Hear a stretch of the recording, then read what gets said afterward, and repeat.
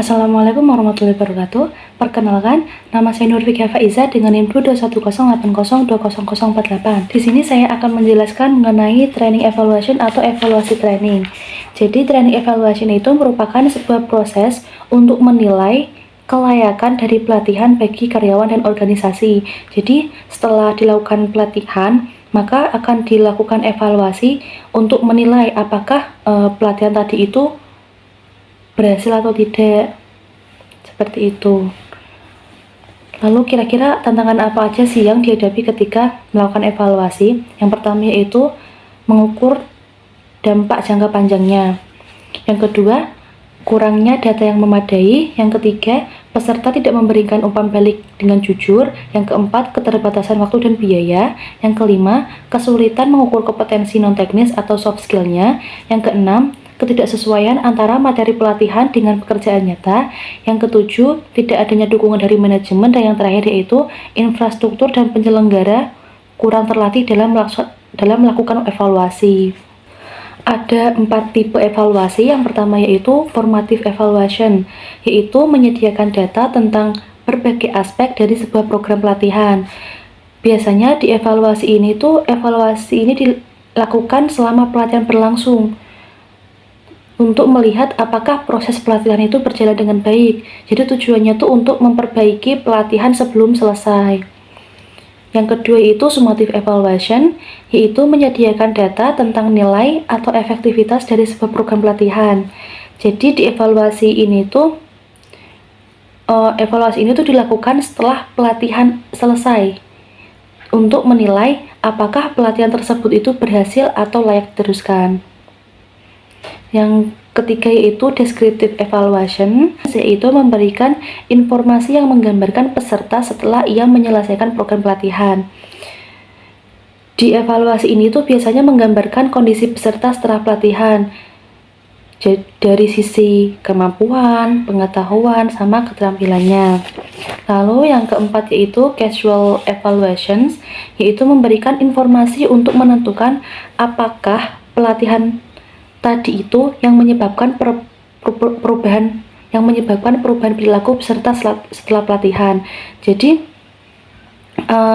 di casual evaluasi itu kayak nantinya mengevaluasi apakah perubahan perilaku dari peserta setelah pelatihan itu disebabkan dari pelatihan tadi atau tidak, seperti itu. Nah, tujuan dari casual evaluation itu untuk membuktikan bahwa perubahan perilaku atau kinerja itu terjadi karena pelatihan, bukan karena faktor lain. Lalu ada 3 model evaluasi. Yang pertama yaitu Kirkpatrick's hierarchical model, dimana di sini peserta pelatihan itu melaporkan reaksi positif terhadap program pelatihan. Yang kedua, peserta pelatihan mempelajari materi pelatihan. Yang ketiga, peserta pelatihan itu menerapkan apa yang mereka pelajari dalam pelatihan tempat kerja. Yang keempat, pelatihan memiliki efek positif pada hasil organisasi. Jadi di model ini tuh ada 4 level atau 4 model. Yang pertama yaitu reaction tadi, yang peserta pelatihan itu melaporkan reaksi positif terhadap program pelatihan, reaction. Yang kedua itu learning, atau peserta pelatihan itu mempelajari materi pelatihan. Yang ketiga yaitu behavior, atau peserta pelatihan ini menerapkan apa yang mereka pelajari dalam pelatihan di tempat kerja. Lalu yang keempat itu impact atau result. Jadi pelatihan ini memiliki efek positif pada organisasi. Lalu model yang kedua yaitu model koma. Model ini tuh merupakan model evaluasi pelatihan yang dirancang untuk evaluasi formatif yang melibatkan pengukuran variabel kognitif, organisasi, motivasi, dan juga sikap. Lalu model yang ketiga yaitu decision based evaluation atau DBE, merupakan model evaluasi pelatihan yang menentukan target, fokus, dan juga metode evaluasi. Nah, untuk pengukuran evaluasi sendiri, variabel utama yang dapat diukur dalam evaluasi pelatihan itu yang pertama reaction. Jadi diukur dari persepsi peserta pelatihan terhadap program pelatihan. Nah, cara mengukurnya tuh kayak gimana? Bisa melalui kuesioner, fokus group atau group discussion sama wawancara. Lalu yang kedua yaitu variabel learning.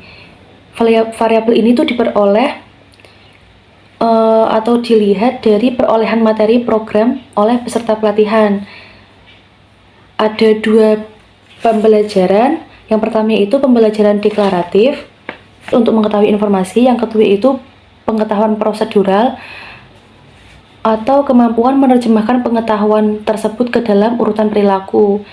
Nah, cara mengukur dari learning sendiri itu bisa dengan dua cara, yaitu deklaratif atau pilihan ganda, atau bisa melalui tes benar atau salah. Yang kedua yaitu prosedural dengan tes situasional atau penguasaan terhadap materi.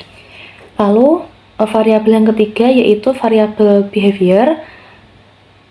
Nanti diukurnya itu melalui tampilan perilaku di tempat kerja atau ukuran kinerja objektif. Jadi cara mengukurnya itu dengan laporan diri, laporan pengawasan, observasi langsung atau tidak langsung, sama catatan dari produksi. Lalu yang keempat yaitu variabel motivation. Variabel motivation ini nanti diukurnya melalui keinginan peserta untuk belajar dan atau mentransfer keterampilan yang didapat. Cara mengukurnya itu